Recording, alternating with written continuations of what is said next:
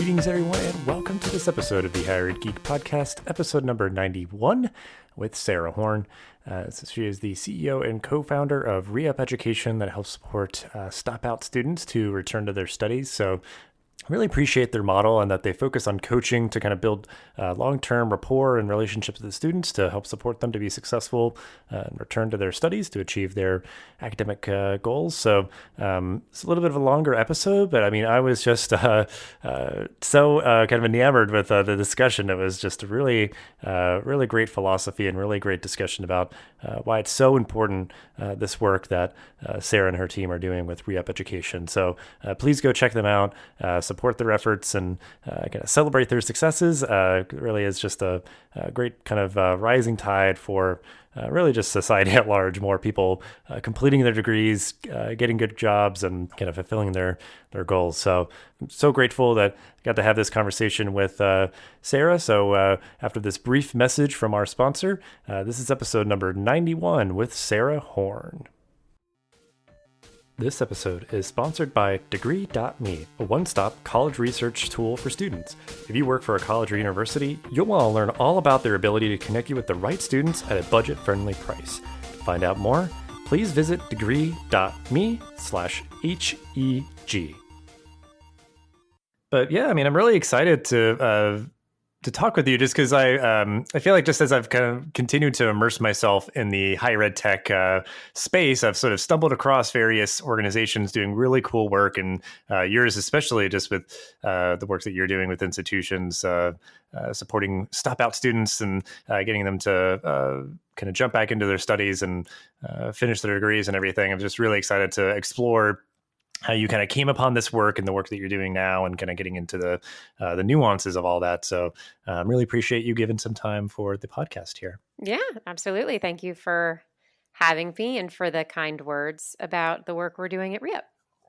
Yeah. So, we'll start at the beginning and as, I guess as detailed as you kind of care to get into it, but it's always cool just hearing from folks, if you want to just give a brief introduction of who you are in your professional journey and how you got to be where you are today. It's an interesting story. So really my professional background started being a life coach. Essentially when I graduated from college, I will not disclose exactly how many years ago that was. But it was actually a really demotivating experience for me. While I went to a competitive institution and had, just about as many privileges afforded to me in terms of having my college paid for. I was a varsity athlete. I got to study abroad. I had a very privileged, cliched experience. I was a psychology major, and I loved that. And I always have loved learning about psychology, even today. Mm-hmm. Though when you're a senior in college and you're about ready to head out into the real world, and that's the major you have, you sort of have two options, or I did at the time. One was continue going down the path of more psychology studies in the form of a master's or a PhD, which I was not interested in at the time, or you get a job in something that's pretty unrelated to what you just spent 4 years studying because you're otherwise not really qualified for much. And I, along with my friends, actually found that to be really tough, navigating the career landscape, knowing that, we're kind of getting out of college and it was going to be a different world. So I did what some do. I traveled. I worked and I traveled and tried to figure out what to make of my life. I stumbled across, in my travels, a university program that was being launched through the University of Sydney in Australia that was really grounded in positive psychology, and they were calling it coaching psychology, focused on helping people to set goals, use motivational tactics, and really look forward in improving their lives and making positive changes. And that was an aspect of a psychology that had always resonated with me more so than diagnosing people and finding faults. But as soon as I learned about it, I thought, wow, like this this would really help me now. And I think this would actually help a lot of college students. So, long story short, what I ended up doing is at the end of my travels, coming back stateside and enrolling in a life coach certification program over the course of about a year, and launched my own life coaching business to support college students in being better prepared on the other side of graduation. And I, of course, was at a naively young age to be calling myself a life coach. I had no business doing that, but my intentions were good, which was to help other college students. Of course, that's a terrible business model because college students can't really pay you enough to keep a roof over your head and food on the table. But I really could not get the couldn't get out of my head and my heart, frankly, that there was a need here to help students make the most out of their college experience. And so what I ended up doing was actually re-enrolling to further my studies through a master's and doctorate in sports psychology. So continuing to go down the path of motivational psychology. And I thought that that would help me to become more credible. And I think to some extent that's true. I chose a program that was out on the West Coast in the Bay Area. And on the same day that I started my graduate studies, I also started a job at Inside Track, which, of course, is still around amazingly. They're an awesome company and organization. I've learned so much there. That was really where the combination of life coaching, which I loved, and which they were applying to college students and universities, that's where I started to learn about trends in higher education, where I started to learn about how universities work behind the scenes. And it really opened my eyes to the challenges with completion rates across the country, which, I guess sort of embarrassing, but also really common. I didn't realize that even at that time, and this is like 16 years ago now, 50% of college students that started their degree programs didn't finish. I didn't realize that was the case because that just wasn't the case where I went to college. And so, that from that point forward, what I've really done throughout my career is try to marry this focus on what's the right way to help and support students and keep the learner sort of at the focus of this whole experience, because I think that's really the intention, but also improve student outcomes along the way so that we don't have more people in this country. And it's now, about 36 million Americans who have some college credit, but no degree. And most are saddled with some amount of debt. And I consider that to be sort of the worst case scenario. And I'll pause there, but that is sort of how my, I guess at the time it was 12 years of focus on student retention and persistence. That's where my interest started to evolve into, well, how do we get the students that have left to come back?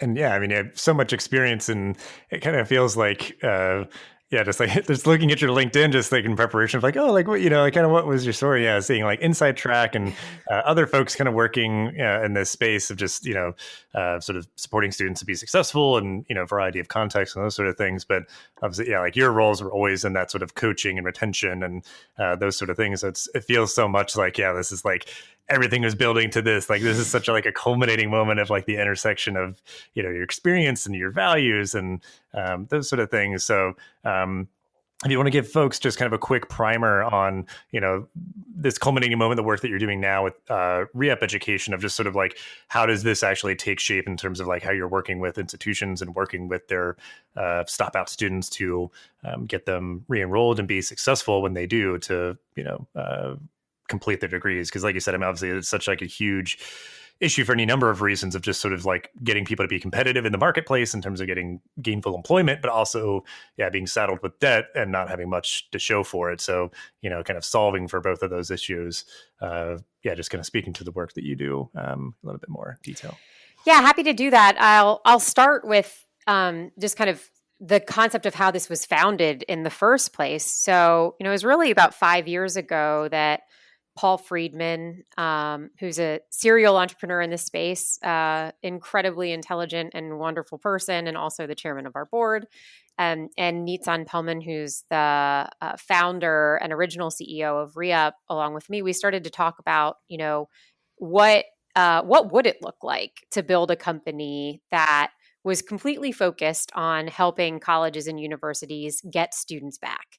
And what most of us had known from prior work is that even when institutions and teams try to get these students back, it's often done in a very reactive and one-off manner. So, one campaign before the fall start, for example. And it's hard work because these students have barriers in their life.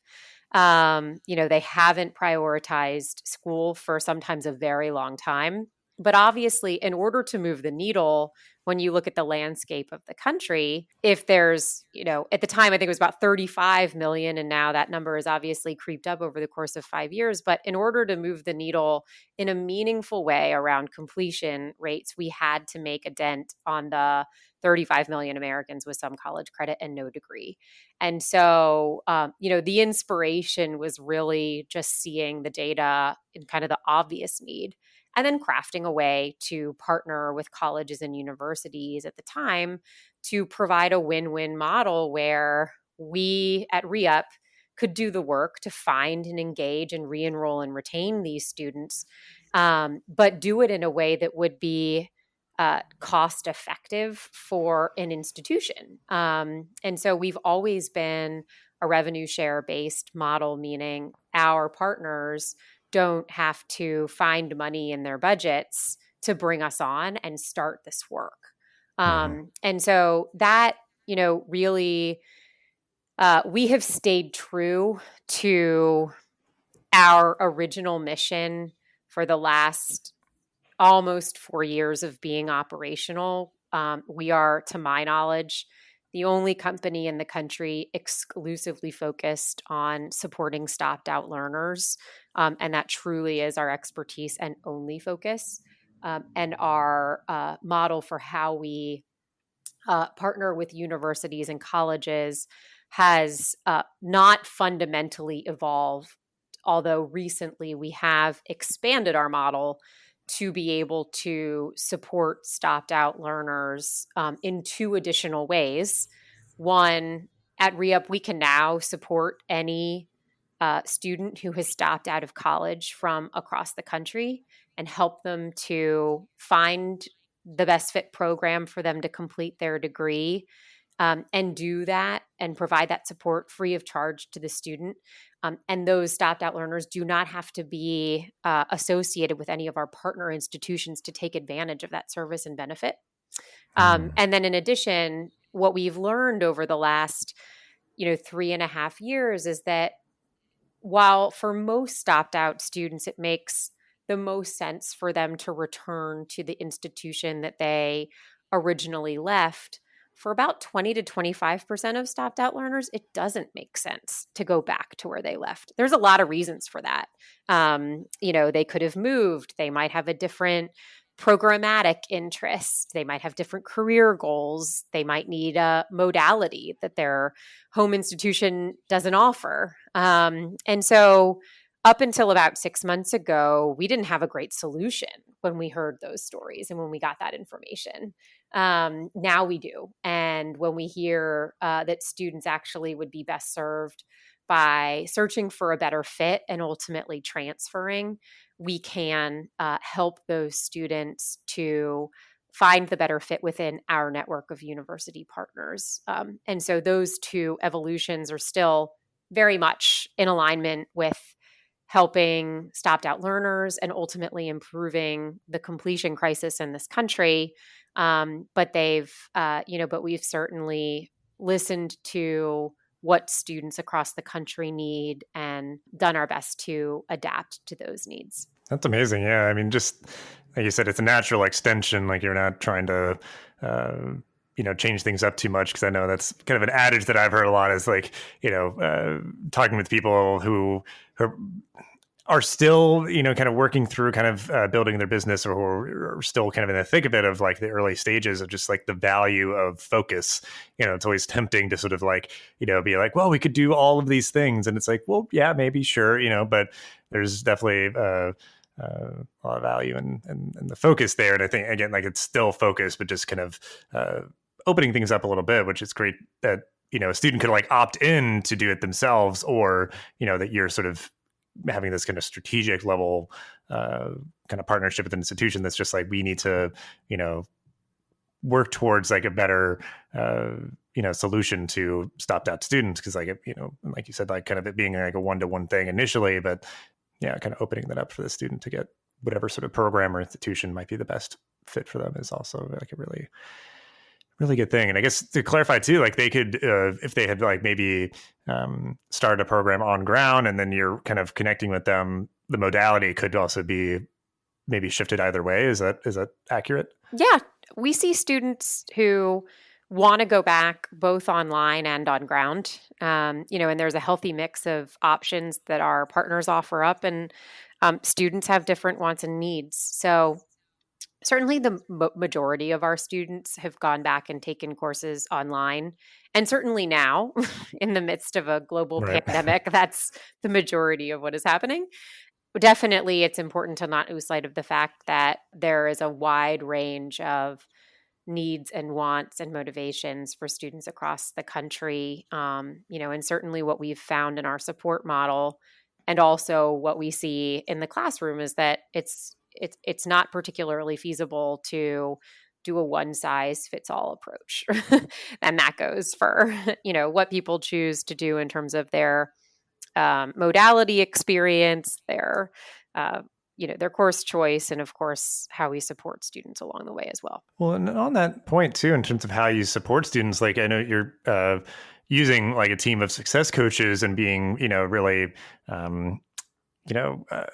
I guess going about it in a way that is sort of embodying, certain level of empathy or sort of, patience, I'm sure. So I guess if you can speak to that, of just like, because I'm sure, you've spoken to, that's just like something that's been kind of a calling for you in terms of, kind of a positive psychology model, which I feel like I've mentioned this on a recent podcast episode, but like I took a course in my graduate program, my higher ed master's program, on positive psychology, and it's so solidified so much of just sort of like my point of view of how I support students and just go about life, of just, so much of it was like very affirming, and it was one of my favorite classes that I ever took. But just speaking to that, I guess, of like, when you're working with the student, when your success coaches are working with the students, like the sort of approach and just sort of, I imagine maybe you are kind of playing that long game a little bit, like really trying to build the relationship and find good solutions and those sort of things. So I guess if you can speak to that and really kind of what's, sort of enjoyable for you in terms of being able to work with students in that way. Yeah. Gosh, I mean, helping people in general for me is so enjoyable, right? I've spent my career, of course, focused on applying coaching or, motivational psychology methodologies, both to student support models, but also to building teams. And so at ReUp, this work has been so inspiring, and we've learned so much along the way. So, obviously, when you co-found a company, you do that assuming that you're going to see some success. And we've been very lucky to see that there's a need here, right? Students actually want to go back to college, and they need help. There's two major things that we've learned about what Stopout learners need in terms of motivations and even pace and cadence of support, that I think none of us really anticipated out of the gate, but have since been solidified. So one of those things is that most of the students that we engage with, and by most I mean 80 to 90%, still want to earn their degree. Mm-hmm. And it doesn't matter how long they've been out of college. We support students that have been out for over 20 years. Now, the students that have been out for 20, 25 years, they don't all come back at the same rate as students that have been out for 3, right, but they do come back. And most of them, whether you've been out for 1 year or 25 years, they're coming back for really intrinsic reasons, not extrinsic reasons, which shirks conventional. A lot of what we hear, I think, in the space about why would students go to college in the first place, let alone return. And often the narrative is, well, it's financial, right? You want to make more money. You want to ultimately show ROI on the value of the degree. And while that's certainly true, and everyone wants that, when you really hear the stories of folks across the country and really listen to the why behind, they would completely rearrange their life and their finances to go back to college and make that huge commitment again. It's because they want to make the lives of their families better. They want to be a better role model or show their kids that this is something that can be done.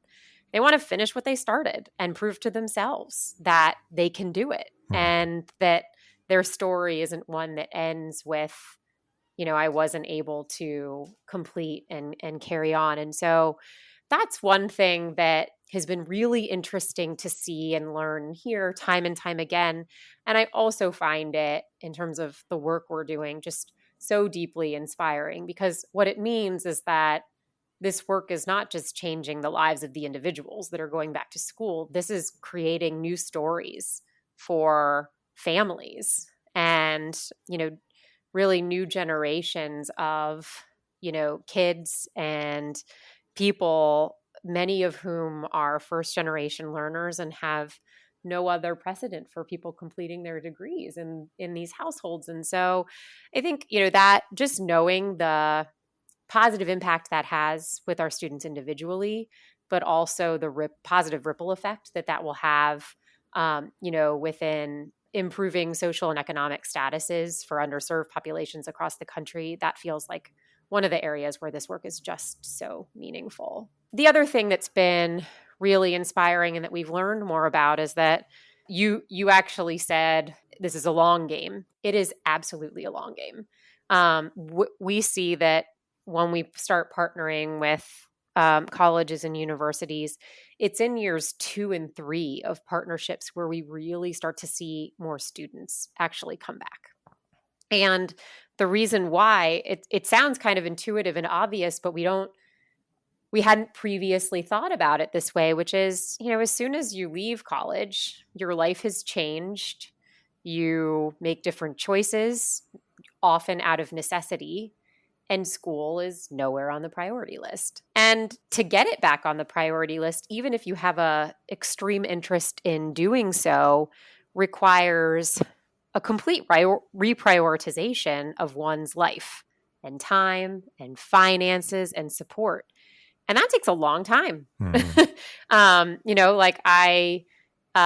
never completed my doctorate. I don't know that I ever will. But if someone, from my program contacted me today and started to talk to me about what it would take to go back, that's not going to happen in a month. That's not going to happen in 6 months, right? We'd be looking at a year or two down the road before I'd really be able to sink my teeth into that goal again. And that's what we see with students. And so it's both an interesting learning, but it's also really, again, inspiring, because it's just takes so much work, even behind the scenes, to prepare to go back. And we've seen now tens of thousands of students want to go on the journey to ultimately prepare their lives, their families, their finances to take this commitment on. And most of the time, they're dealing with a lot more responsibility than they were when they started college in the first place. Yeah, it's just such personal work. You have to kind of contextualize it for each individual student. And certainly you're going to see, some patterns over time and sort of things that are probably helpful solutions to help people with, like managing all their commitments and financing their degree and those sort of things. But like my brain was just coming to like that idea of like, what is so compelling is sort of like the intrinsic motivator for people is like, sort of just that idea of like a comeback story kind of thing. I'm just like, no, I am not like sort of down and out yet, like I can still push through it. Like, because I think that's obviously like such a compelling thing is like, you had this goal for a reason. Like you wanted to do this initially, like whether it's just the principle of, as a first gen student to complete a degree and have that, nobody can take it away from you kind of thing. Or certainly, like the byproducts of sort of, what that credential enables for you. And, maybe not it being exacting of like, well, I want to just like make all the money that I can. It's just like more compelling intrinsic motivation. Like I want to do right by my family. Like I want to provide, I want to like, grow, I want to learn, I want to, do those sort of things. And then sort of other stuff as a byproduct of that, it's like, well, you completed your degree so that it opens up some doors for you in terms of being able to get certain types of jobs and those sort of things. But it's not, just a purely transactional, like, well, I'm paying this much money for it, then I can make this much money after. And so I've crunched the numbers and it's just illogical to not to get a degree or something, like that is like the economic point of view of like what they think, how human beings make decisions, which like that is perhaps a part of it, but not entirely. It is really those like emotional kind of, those compelling reasons, certainly, I think. And again, it seems counterintuitive or illogical as like, I can imagine as people establish and grow their families, there is still that kind of lingering unfinished thread of like, I've got to finish my degree. I do want to be able to like, provide for my family more and just provide a good example for my children, like those sort of things when it could seem like, well, you have all these other commitments. How could you possibly, find time to, complete your degree? And then, you working very empathetically and patiently with the student to figure out, well, like, what do you want to study? Where do you want to go? How do you want to study? And all those sort of things, and just really be, pretty comprehensive, just sort of kind of acknowledging each individual's reality and all that. But yeah, and it's such fascinating work. I mean, because I think, like you said, like focusing exclusively on this, and I think, institutions on their own, and it just in my experience, you might kind of just be hustling ahead of like a fall term, just maybe like a month or so in advance. And you're kind of just like, I'm sure it feels like this for some professionals where you're kind of banging your head against the wall because you're kind of like, there's like an urgency to it of just like, hey, can you like you're kind of acknowledging like, can you completely disrupt your life and make it all kind of fit into like this box of like attending school? And it's like, I mean, the semester starts next month. So we need a decision like immediately. And then if it doesn't work out, then they don't hear from the institution, the students, it's sort of radio silence to the students for several months or so, like it's just such a like kind of transactional, quick kind of like trying to kind of pad the numbers of like, oh, look how many students we got to register, or look how many people came back, or like, but it's not done in sort of that, and like more of that thoughtful way, probably more often than not. But again, like you're being thoughtful with the way of like, well, how can we set up a system of like, the rev share of just sort of like not putting it upon any one sole person entirely, like, I don't know, like it is just so fascinating to me because it could, like you said, like there's that model of like a coaching firm where a student has to like come to the coaching firm and be like, here is my money to like help me get back enrolled in college. Like, I think that doesn't make sense because it's like, well, no, they're probably not going to have the resources to do that. Or like, like an institution having all the capital to be like, hey, here's like a ton of money. Please try to help us get as many students as possible. And again, in that model, I'm sure there maybe have been people that have tried to do this, but there's like, not as much incentive maybe like to like, we're like, well, I mean, we already got like this huge contract and all this money to help, like we'll do our best, it's like the rev share model like has sort of a purpose in that way of sort of like each side kind of having the skin in the game sort of thing. So it's cool that has been, something that has worked out kind of for both sides. Like it's been positive, for you and the institution and for the student, like it's, kind of win-win-win.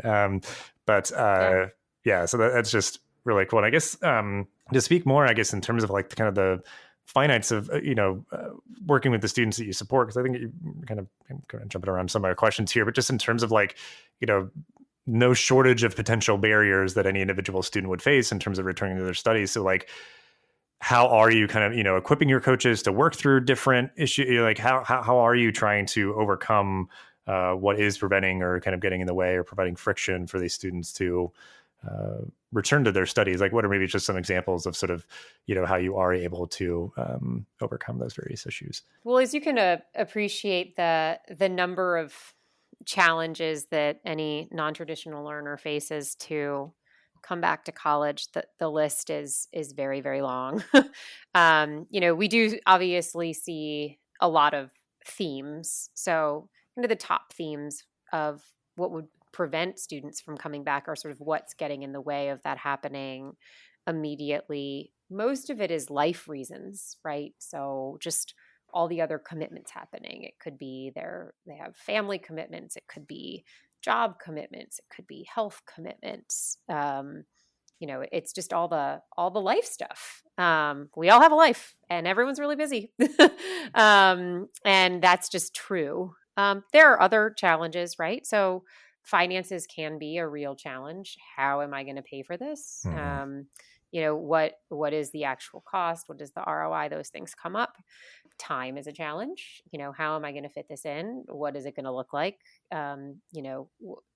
We tend to field three major questions out of the gate. How many credits do I have left? How long is it going to take me to complete? And how much is it going to cost me? What our team is equipped with is a couple of things. While we have coaches who are highly specialized in this work, they also, many of them have stop-out stories themselves, which helps because they can talk to our learners and say, you know what? It doesn't say on my diploma that it took 8 years. I just have my diploma. Mm-hmm. And here's how it changed my life. That is impactful.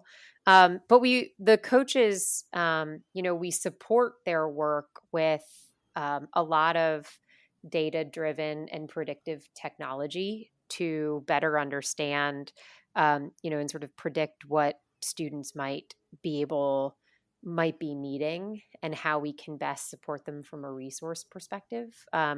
So we're constantly evaluating and tracking what students say, what that might say about their needs and their motivations, and that helps inform coaches and their work with students around what resources to provide, what to say, and ultimately when and how to reach out. So, some examples of things that we've, seen and heard over the years. I'm recalling a story with a single father in Michigan who he got on a phone with the coach and, ultimately he had wanted to be I'm going to say corrections officer. So maybe that's not, exactly the exact right title that he was going for, right? But he had aspired to essentially work within the criminal justice system. And that was what he was getting his degree in at the time that he stopped out. Because he was the primary parent for his daughter, he ultimately had to prioritize getting a job that would support his schedule and caring for her. And so he ended up working and was still working at the time that he started to engage with his coach in a Target warehouse. And the reason why that was good is he was making a decent wage for him and his daughter, but he could work nights. So, while he would have a little bit of support from family throughout the days, he was mostly, not missing out on time with her. And that became most important. But what came out through, multiple conversations and emails and texts, is that he did have this dream of wanting to ultimately go back and get his degree and get a different job. But he knew that he would need even more support from his family in order to do so. And largely that was tied to his daughter, because he would need help in terms of childcare. And so what's interesting about this one is that, and this is, again, it's not a unique story, is that this was a gentleman who's very close with his family. They were already helping him with childcare reasons, but what he had never shared with them is that he wanted to go back to school. And he had only shared that with his coach and had a lot of fear around disclosing that. And it was tied to, I think, just the unlocking of how much would change, how much he would need to rely on other people. And he'd, established a lot of pride in being able to be, sort of a self-serving, independent single parent. And That I don't know that kind of gets into everything that we do as coaches. Obviously his relationship with his coach evolved to further explore a number of different things, right? Logistically, how could he make it work if he chose to go back to school, but also how to even have those initial conversations with his support system that he knew he would have to lean on in order to make it work. And so the work that we do with students is highly personalized in that way, as we learn more about not just the challenges they face, but also what their motivations are and what the support structure looks like. The story that I just told is, it's just one example in a line of hundreds, if not thousands, of individuals across the country who are making really trade-offs every day, right? About what's the right thing to do and how's the right way to approach it. And it's not dissimilar from what most people are doing every day. It's just so happens that the issue at hand is, how and when and do I complete my degree? I think that's such a great example. Because yeah, I mean, the idea of being like a really good coach of like building a rapport, helping someone to open up and like, asking good questions and those sort of things, like recognizing that sort of like mental barrier, which like, you unlock that. And that's, I think, like a big win in terms of helping someone achieve this goal that they have for themselves. And then, certainly doesn't solve all the other stuff too, because I think, yeah, it's like, you're probably hardly ever going to have somebody like, I have a massive fortune, I have all the time in the world, but like, there's just this one thing that's preventing, it's like, it allows them to sort of be like, okay, yeah, it actually is like, because yeah, like I could imagine someone being like, well, that's kind of selfish, isn't it? Like me going back to school and finishing my degree and that sort of thing. And it's like kind of helping to coach someone out of this, it's kind of, it's like negative self-talk or, like these sort of things that we all kind of do, but like it building itself up into this sort of brick wall and they're sort of, stuck behind it and then just breaking through and being like, okay, well now I can start to think about and talk about, yeah, like how am I financing it? Like let's, build kind of like an action plan, the schedule of how you're going to, be successful. Because, that can even be it where it's like, yeah, like, some of these other issues aren't as maybe as major, but, you're kind of floundering or you sort of failed or something because you weren't managing your time well. Like you didn't have a lot of demands, but you sort of were, not optimizing your schedule to be as successful. So it's like, okay, well, let's, focus on that. And then, certainly acknowledge and talk through all the other details as well. But yeah, I don't know. Yeah, such a great example. And I think something else in terms of, a lot of what we've talked about too. So this will be kind of a different kind of spin on one of the questions here is sort of like other positive impacts. I think you've spoken a lot to that in terms of students. But what I'm curious about is like, have you seen any sort of like positive sort of changes in the systems with the institutions since they're like welcoming back all these students and maybe having to kind of recognize some gaps in their sort of like support structures and everything? So anything there that I guess maybe you've examined, because that's I think just generally institutions are having to kind of augment their sort of digital presence, enable, their ability to, have students get the support they need on demand and, on mobile apps and whatever, so I don't know if that's sort of led to any sort of positive change on the institution side with the work that you've been doing. Yeah, absolutely. I love that question. Because, obviously the core focus of our work is to impact students and improve outcomes there. But we work with truly amazing partners. We have 42 schools we're partnered with across the country today. And they are all, deeply invested in learning more about how to better serve stopped-out learners and how to evolve to, better, serve these students. And so, God, we have so many examples of how institutions have looked at the data we've shared with them. They've listened to observations and recommendations that we've made, and then made significant changes, I think significant changes for the better. Now, most of those changes end up being pretty tactical in nature so far. So one example is, one of our founding partners, this happens a lot. We get kind of a flow chart of how the re-enrollment process works. And then we start really working with students and with our partners and see like, oh, okay, actually it doesn't work this way at all. When you put yourself in the student's shoes, this is just not actually how it shakes out. Or, this is kind of sort of how it happens. But there's friction. And so we're pretty quick to provide feedback when we notice these things. We had one partner who required high school transcripts for students to re-enroll, even if they had originally been provided the first time they started. As you can imagine, trying to find your high school transcript when you've already been out of college for a number of years is a lot of friction. They did away with that after our feedback, which was great. We have one of our newer partners did a complete overhaul of the information on their website tied to helping students just navigate how to come back to their college from the website. And that sounds kind of obvious, right? Like how, you might ask, like, why wouldn't their website sort of like be up to date and be obvious? And like, I think the reason is no one's trying to make it more difficult. It's just that, this is often a population that for whatever reason is just forgotten. There's an assumption that getting students to come back is a lot like getting students to come for the first time or getting them to retain. And it's actually fundamentally different, requires fundamentally different support and a closer look at, sort of putting yourselves in the student's shoes and making sure that going through that process that you've designed is one that's student friendly. And can answer those 3 questions as soon as possible. How many credits do I have left? How long is it going to take me to complete? And how much is it going to cost me?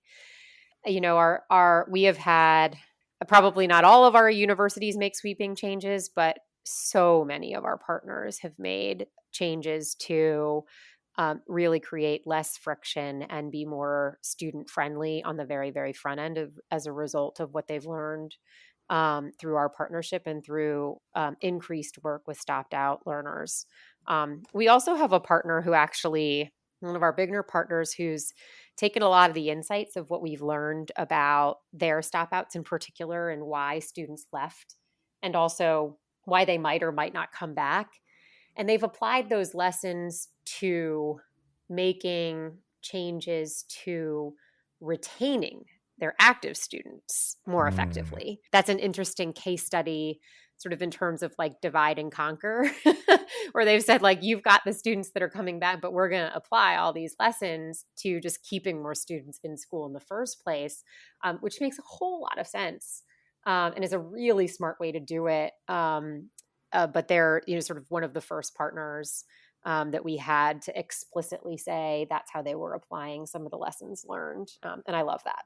Yeah, I mean, that's fascinating. Yeah, because I mean, that's like probably like in this situation, at least like the platinum standard kind of thing is like prevent any student from stopping out in the first place, like would be great, because obviously it's so difficult and complex at times to get a student to return. So like, it's like, well, yes, like let's not give up on the folks who did stop out, but by just getting your systems in a better place comprehensively, that should also be a good sort of kind of secondary effect is, students coming in will be better prepared. Students are more successful while they're studying. And then, if for any reason they do stop out, then there's a really great solution to kind of, maybe give them the space and time that they need, but be willing and open to supporting them to come back if they so choose. Because I think, like it is a simple thing sometimes of like any of us have just like, well, I want to know something. I'm just going to like do a quick search, and you might kind of browse around for an answer for anything. And then if it's too difficult, then you're probably just going to give up. But like there was a genuine desire there. And if you're making it, as easy as possible to at least like get in touch with somebody or just like, understand, degree requirements or so, like stuff like that, where, it's just certainly to people's, the institution's credit, like they are not deliberately making this difficult, but there's always kind of competing priorities and, limited resources where, more often than not, I think the focus is on just like, well, recruit as many students as possible. And then you're almost kind of accepting that the funnel will continue to narrow as a student, is admitted and begin studying and all that. Like you're going to keep sort of just like, losing students throughout that entire process, but certainly it would hopefully at least be pretty, kind of more of a straight line once you have like admitted students that like, this is like, they're making like a smart choice in terms of the institution and the program, and they're supported while they're studying. So, you don't kind of continue to, lose students throughout that time. But, well, I guess I'm curious then as we kind of wind down a little bit in terms of like what sort of informing your perspective, what you're thinking about, and those sort of things. I'm always excited to kind of hear what any guest is sort of reading, watching, listening to, like what's grabbing your attention and kind of, again, perhaps informing the work that you're doing. So anything that you might want to give a tip of the hat to, and we can include in the show notes. These days, probably like many, I'm very buried in the work at hand, like many founder CEOs, right? You're sort of very focused on what's right in front of your nose. When I can come up for air on Twitter or LinkedIn, through Inside Higher Ed, the Chronicle, I would say right now I'm just sort of generally kind of headline following and commentary following on just what decisions are being made and how are people going to be reacting in the short and medium term related to the pandemic. That's not some sort of like existential, sort of theoretical reading that I'm doing to apply to this work, but it's what's happening right here and now is just so relevant to our work in that obviously we're seeing a convergence of a couple of things. So, if there's 36 million Americans with some college credit and no degree and over 20 million Americans who are now out of work, I don't know the exact overlap between that 36 and that 20, but it's significant. So now we have millions of Americans who have some college credit, no degree, and they're out of work, and really trying to deepen our understanding around how to best serve those learners and how institutions might also be adapting and evolving, in the next, 3 to 6 months to better serve them is obviously very important work for us. And so kind of just reading a lot about decisions that are being made, budgets that are going to need to be cut, where people are focusing has been very important. The other thing is that, I'm frankly concerned that we'll see more students leaving college this year than we typically see, right? So there's the risk of actually having more stopouts in 2020, sort of a disproportionate amount.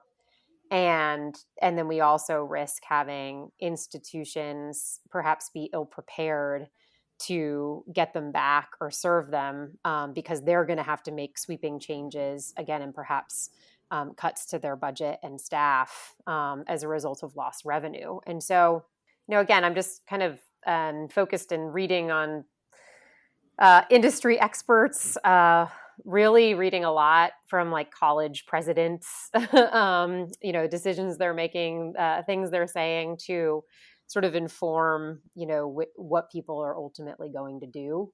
And how they're really thinking about the biggest problems they need to solve. And then so that we at ReUp can really think about, okay, where do we fit in being able to, while in the midst of the pandemic and even post-pandemic, how can we continue to add value and provide support for students who might need this more than ever, And then outside of work, of course, like I'm one of those people who I can't spend all of my waking hours saturated with work-related content. I need a break from everything that's going on in the world. That's good. That's good. So I try to infuse some just like personal enjoyment in terms of reading and watching things. So yeah.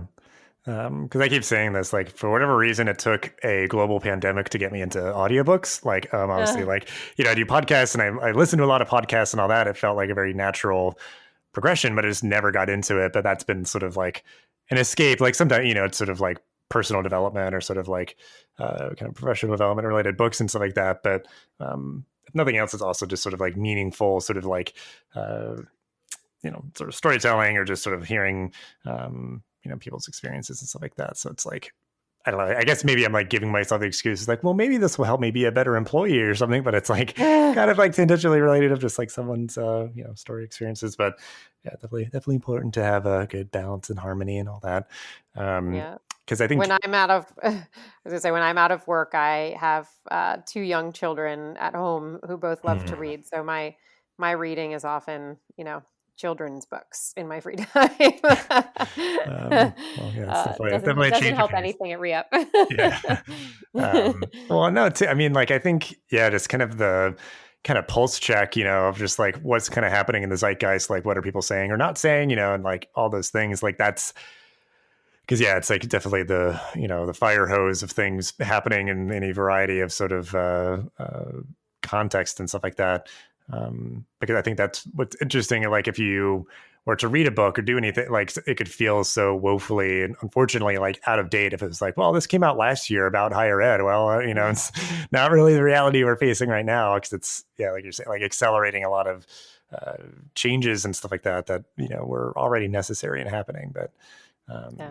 Everything yeah. feels like very current and very of the moment, Mm-hmm. just in terms of what we need to be paying attention to. At least that's how I feel. Yeah. So that's what, yeah, like as we keep seeing like announcements of like fall plans and all that, and like, yeah, so like what are people saying or not saying? And yeah, because I know for me, I'm like kind of keeping an eye on just like how many people are just going to be, or how many institutions are just going to be entirely digital, for the fall term. Because I think that's perhaps the smarter move in my personal opinion. But yeah, they're just seeing like how long are people waiting, in terms of like, yeah, president's making a statement and the rest of the things. But yeah, if nothing else, because it has been so much going on, I've also been able to find more time for like video games and watching shows. Like, cause I'm just like, okay, there's so much going on. I'm just going to like put it down, see where it's at tomorrow. I'm going to do a rewatch of Breaking Bad with my wife, whatever. So good show. She's never seen it. Yeah. So, we're going on that journey together, but, Nice. so yeah, I mean, I always like also ending kind of the final thoughts here, final question of, on the optimistic note and any maybe, positive psychology adages or kind of things that you'd want to share, just like kind of like what you're looking forward to or sort of how you're trying to kind of keep yourself motivated, keep yourself positive, just like what you're looking forward to in your job, life, and or the world, however you'd want to take it, of just sort of ending things on an optimistic note.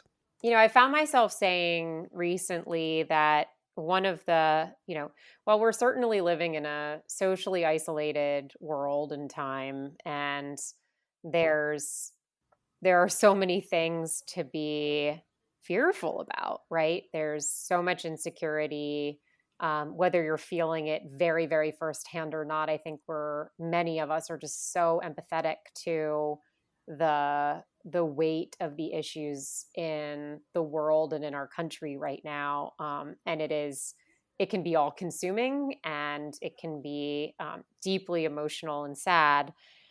On the flip side, part of what I'm seeing, not just across the country with the Black Lives Matter movement, you name it, there's so many, things happening in terms of sort of grassroots efforts and voices trying to be raised to draw attention to where change needs to be made and really draw attention to sort of moral imperatives. But when I look at higher ed, in the last few months, and really maybe in the last year or so, one of the things that I'm very heartened by is people now more than ever, I think, are asking themselves, well, what's the right thing to do? And I think we'd like to think that that's always our North Star. But let's be honest, the world of higher education has always been fundamentally competitive when you look at university to university. And there's that's part of how this industry functions, right? Who can get the students, who can get the most students, who can get the most, elite students. I think the attitude is starting to shift, and the elite institutions, I think, will always be the elite institutions and will function a specific way. But I do think the last 3 or 4 months has been a forcing mechanism for institutions of higher education who are serving the majority of learners and the majority of people across the country who ultimately need a degree to better their lives. I think there's been a real look internal to say, how do we do the right thing by students? And really, what's the right way to move forward? Now, I don't necessarily think or know that anyone has the perfect answer to that large existential question at ReUp. I think the joining forces of 13 of our partner institutions who are working collaboratively to help students who need it find a better fit, whether or not they return to their school or not, is one signal, in a list of many that is showing a bit of a shift towards this framework of really how do we continue to make choices that's putting students who need it most at the forefront of our decision making. And for me, I'm heartened by that, and I find it deeply motivating. And I'm looking forward to what innovations and changes come from that shifting mindset. Kind of, yeah, just like my final thought on your final thought, because like that networked approach just in general of institutions working kind of better together and sharing resources and that sort of definitely very heartening to me as well. And just kind of love to see it because I think, it got into my brain because it came up in sort of a conversation probably a year ago, but how we all go to conferences and we're all kind of doing the show and tell of here's how I'm doing what I'm doing. And we're, people are kind of sharing their best practices, but on an institutional level, that sort of cooperation doesn't exist, even though their respective staff members might be well, my office did this so we could better support students. And then this other institution's super cool. All right. Yeah, we're going to do that too. And but then it's institutions making these strategic level commitments and sort of collaborations, there's such good opportunity there. And because it's just the idea of society as a whole that we all live in benefits as we have more people